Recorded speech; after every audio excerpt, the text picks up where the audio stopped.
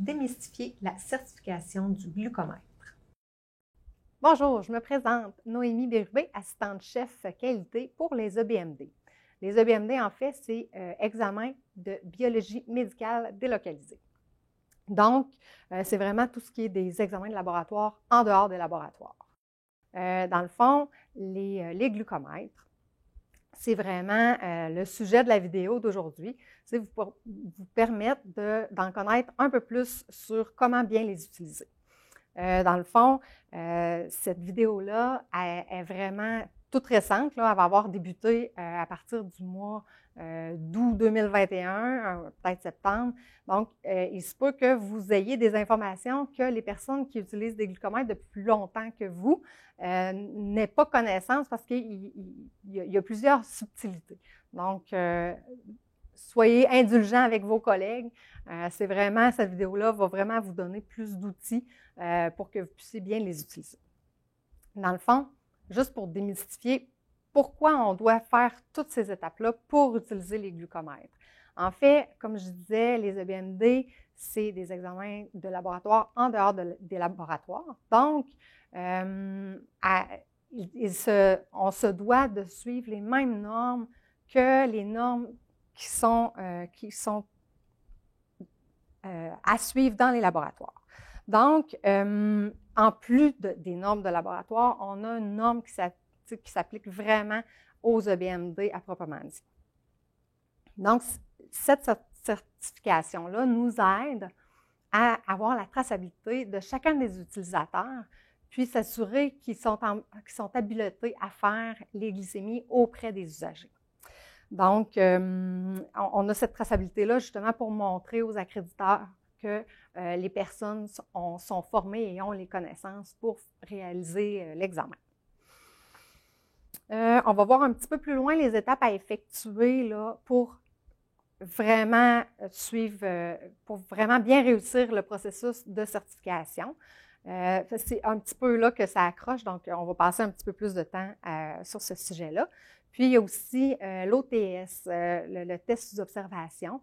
Ce test-là sert vraiment à vérifier les compétences de la personne à faire la glycémie auprès de l'usager, puis aussi de s'assurer qu'elle est en mesure là, de faire le test auprès du patient.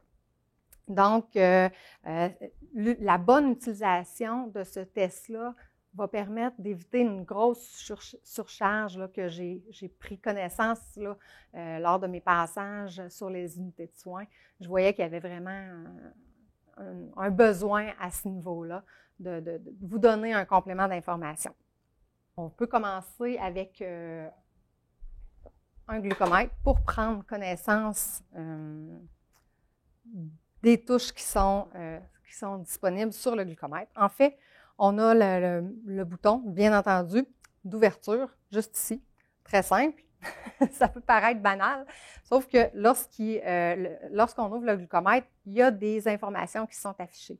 Dans les 5 premières secondes, on a l'affichage pour savoir si cet appareil-là doit avoir un test de contrôle de qualité qui doit être effectué avant de faire une glycémie auprès d'un usager. Donc, c'est toujours pratique de le savoir avant d'être rendu dans la chambre du patient, puis de se dire « Ah, ben là, je dois refaire les contrôles de qualité, ressortir de la chambre et tout ça ». Dans les premières secondes aussi, à l'ouverture, on peut voir s'il y a un message de téléchargement qui a une erreur de téléchargement. À ce moment-là, ça indique que le glucomètre a un problème. Donc, il faut soit l'envoyer au laboratoire ou soit essayer de le remettre sur la base là, pour s'assurer qu'il communique bien au laboratoire. Par la suite, lorsque notre glucomètre est ouvert, bien entendu, on doit s'identifier. Je saisis mon identifiant. Et voilà. Donc, s'il y a des étapes qui sont manquantes pour notre processus de certification, dans le fond, c'est que lorsqu'on a déjà fait une étape, comme ce que j'ai fait, moi j'ai fait le contrôle de qualité niveau 1. Donc, à ma prochaine connexion, comme c'est le cas maintenant, il m'indique les 2 étapes qui sont manquantes. Donc, on peut avoir plusieurs messages sur le glucomètre. Il me dit « Votre certification expire le… » Bon, donc là, c'est le 26 août 2021 parce que j'ai commencé mon processus de certification. S'il vous plaît, effectuez donc OTS et CQ2. On peut avoir CQN1, CQN2, OTS, test patient comme message. Donc, CQN1, bien entendu, c'est le contrôle de qualité niveau 1. CQN2, contrôle de qualité niveau 2. L'OTS, on va en parler un petit peu plus tard, c'est le test sous observation. On va vous démontrer comment faire la technique. Et puis, le test patient, c'est pour les personnes qui sont déjà certifiées, mais qui manquent un test patient pour renouveler leur certification de façon automatique. Donc, pour le menu principal, vous avez 3 fonctions principales. On a test patient, test de contrôle de qualité, puis examen des résultats. Ici, test patient, c'est là qu'on a nos 2 touches pour faire soit un test de glycémie sur le patient ou un autre test de supervision sous observation d'une personne certifiée dans le cadre de notre processus de certification. Donc, à ce moment-là, c'est cette touche-là uniquement qui est disponible. Il y a aussi les gens qui dépassent leur date d'échéance, même si c'est juste d'une journée, ils vont devoir refaire le test sous observation là, d'un collègue. Donc, à ce moment-là, c'est cette touche-là qu'on doit utiliser. Autrement, c'est test de glucose qui doit être utilisé dans 99,9% des cas. Là, c'est vraiment pour faire la glycémie qui est ici. Donc là, je n'irai pas plus loin, on ne fera pas une glycémie, mais on voit que c'est par là qu'il faut aller. Puis, on peut toujours retourner au menu principal avec la petite flèche. Donc, pour ce qui est du test de contrôle de qualité, ici, on voit que c'est le niveau 2 qui est requis. Dans le fond, le test de contrôle de qualité, il sert vraiment à vérifier que l'appareil et le matériel utilisé sont conformes aux attentes afin de donner des résultats de qualité qui correspondent à l'état clinique de l'usager. L'appareil, dans le fond, comme je disais, quand on dit qu'il y a un test de contrôle de qualité qui est requis, c'est qu'aux 56 heures, un test de contrôle doit être effectué en alternance entre les 2 niveaux. Donc, on a le niveau 1 et le niveau 2. Ici, on a dépassé, dans le fond, ce serait le niveau 2 qui serait requis. Ensuite de ça, on retourne. On a examen des résultats. Si vous voulez voir les dernières glycémies qui ont été effectuées pour voir si les contrôles ont été faits, tout ça, c'est possible d'y aller avec ce menu-là. On retourne à l'écran principal.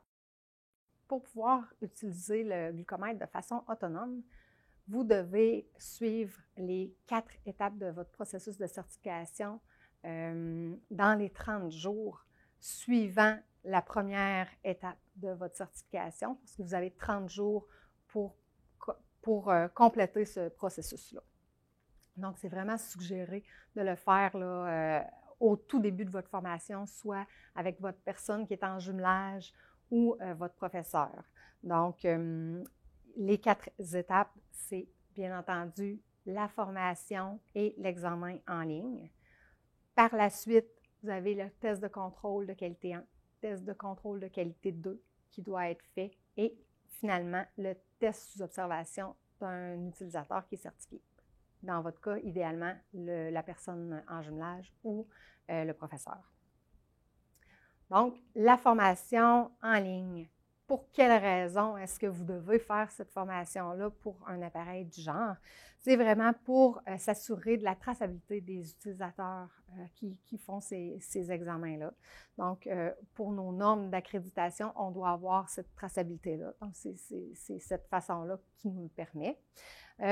Bien entendu, dans notre cas ici, dans notre site, au CHU de Québec, Université Laval, en fait, on se doit de séparer les utilisateurs. Dans le fond, il y a tellement d'utilisateurs que c'est une façon détournée de donner accès au glucomètre aux personnes qui ont réellement fait l'examen et la formation en ligne. Donc, à ce moment-là, lorsque vous avez réussi ces étapes-là, vous avez accès au glucomètre. La deuxième étape, là, la portion théorique est complétée. Il vous reste à compléter la portion pratique.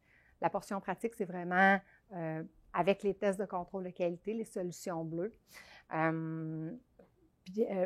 On a vraiment le contrôle de qualité niveau 1, contrôle de qualité niveau 2. Pour le test de contrôle de qualité, il vous suffit d'appuyer sur test de sécu, puis prendre la bouteille de solutions, des solutions qui sont nécessaires si vous avez besoin de faire les deux contrôles. C'est les deux niveaux qui sont à effectuer.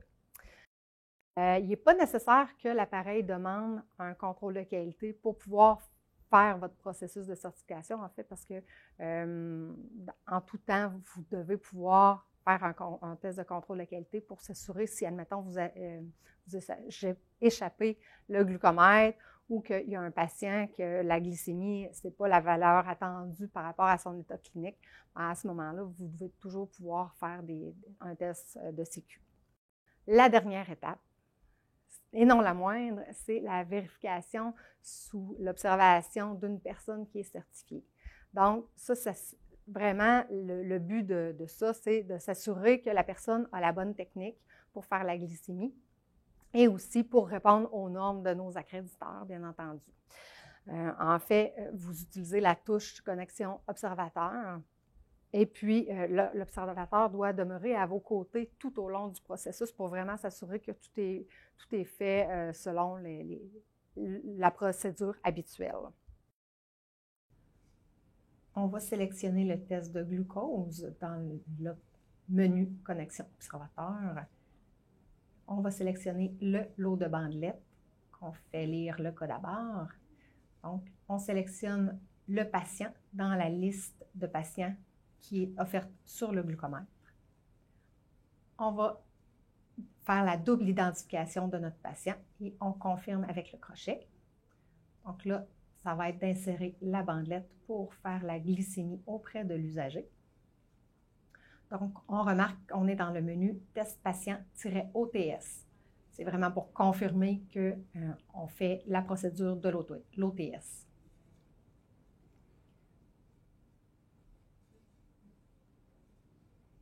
Lorsque la glycémie est faite, on regarde le résultat, voir si ça correspond avec l'état clinique.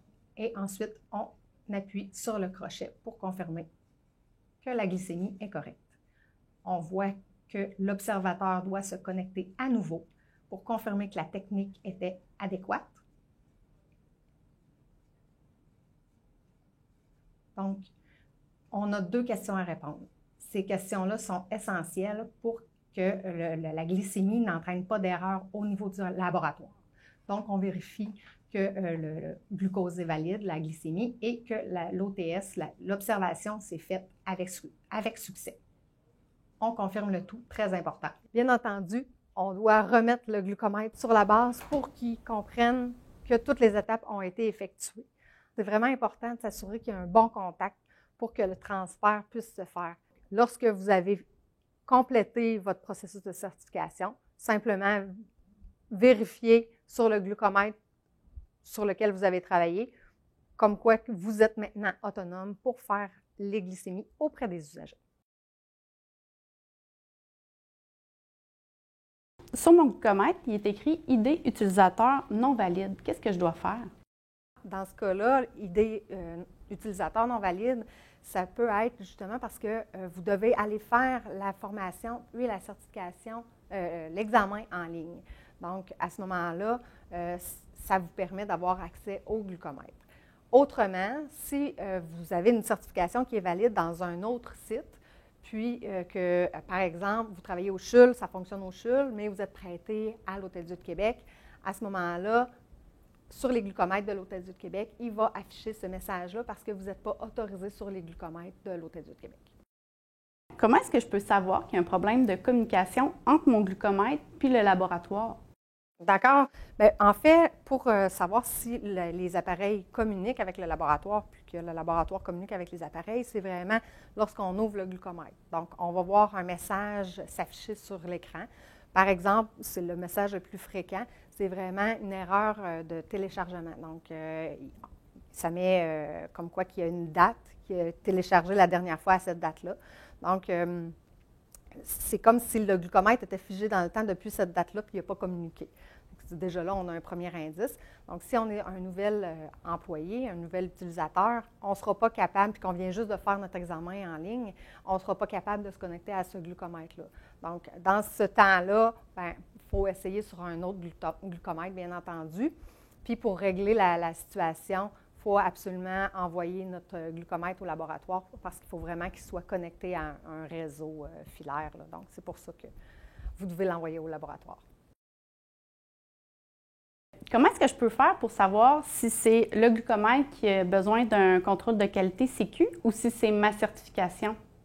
En fait, quand on se connecte sur le glucomètre, le premier affichage qu'on voit dans les secondes qui suivent l'ouverture, c'est vraiment l'affichage du glucomètre qui est dû pour faire des contrôles ou non. Donc, s'il est dû pour faire des contrôles de qualité, il va me marquer immédiate. Puis, si, admettons, il est dû juste dans 2 heures, il va marquer 2 heures. Donc, si c'est ta certification, bien, à ce moment-là, c'est lorsque tu te connectes avec ton identifiant que là, tu vas voir le message apparaître sur le glucomètre. Fait que dans ce temps-là, peu importe si le glucomètre a besoin de faire des contrôles de qualité ou non, bien, à ce moment-là, tu fais les contrôles de qualité, tu vas dans le menu de la même façon que on doit faire les tests de contrôle. À quel moment est-ce que je saurai que je dois refaire ma certification? Bien, sur le glucomètre, dans le fond, 6 semaines à l'avance de la date prévue de la fin de la certification, il nous avise. Donc, si, admettons, tu te connectes, puis tu es dans les 6 semaines là, avant la fin de ta certification, tu vas avoir ce message-là. Puis, tu vas avoir aussi les étapes qui sont manquantes pour finaliser la certification là, de façon automatique, là, dans le fond.